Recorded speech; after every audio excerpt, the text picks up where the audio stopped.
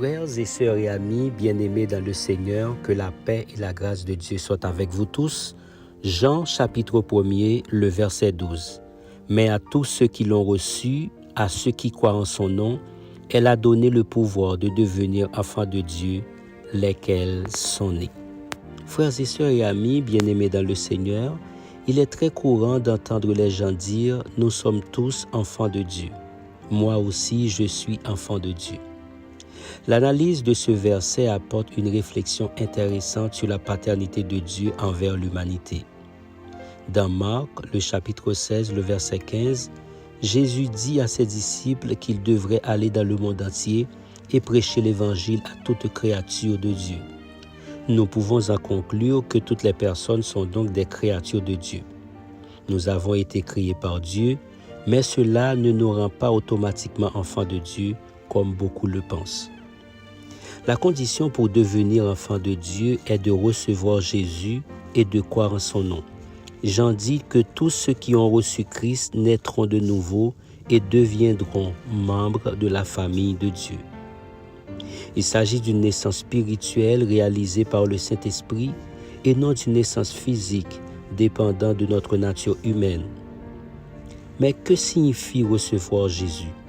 Cela signifie lui permettre de gouverner votre vie. Et lorsque nous nous soumettons à Dieu et marchons dans ses voies. Recevoir Jésus dans votre vie, c'est devenir ses disciples. Car c'est seulement ainsi que nous pouvons devenir enfants de Dieu et avoir le droit à l'héritage de toutes choses que Jésus a conquis, comme le salut, la vie éternelle, la sanctification et la justification. Recevoir Jésus signifie aussi croire en son nom, croire qu'il est l'agneau de Dieu qui ôte le péché du monde.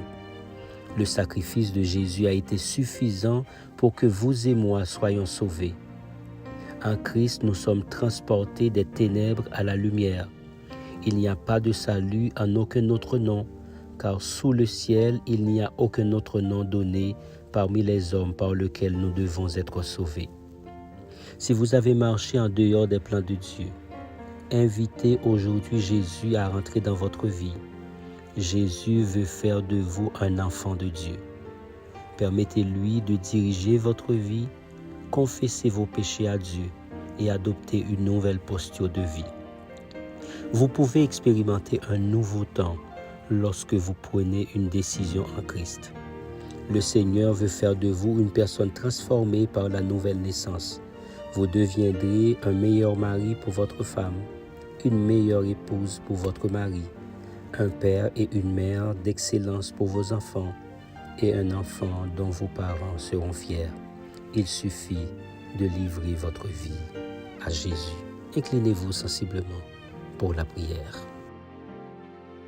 Seigneur, remercié sois-tu pour ton amour et ta grâce inconditionnelle. Merci de nous avoir permis d'être ton Fils en acceptant Jésus comme notre Sauveur personnel. Ainsi nous devenons membres du corps de Christ. Pardonne-nous pour les moments où nous avons marché en dehors de tes plans, où nous avons ignoré ta voix. Nous voulons vous présenter, Seigneur, les membres de moments de prière et de méditation de la parole de Dieu. Surtout ceux-là qui écoutent cette parole, mais qui ne t'ont pas encore accepté. Nous te demandons, ô notre Dieu, de venir dans leur vie et de les transformer par ta puissance et de les conduire dans le chemin de la vérité et de la vie éternelle, pour qu'ils puissent recevoir Jésus-Christ comme leur Seigneur et Sauveur, permettant ainsi à ton Saint-Esprit de les régénérer et de les faire naître de nouveau dans ta grande famille. Ainsi nous t'en prions au nom de Jésus, lui qui vit et qui règne au siècle des siècles. Amen et Amen. Partagez ce message avec tous vos contacts car il peut changer la vie de beaucoup de personnes. Que le Seigneur vous bénisse.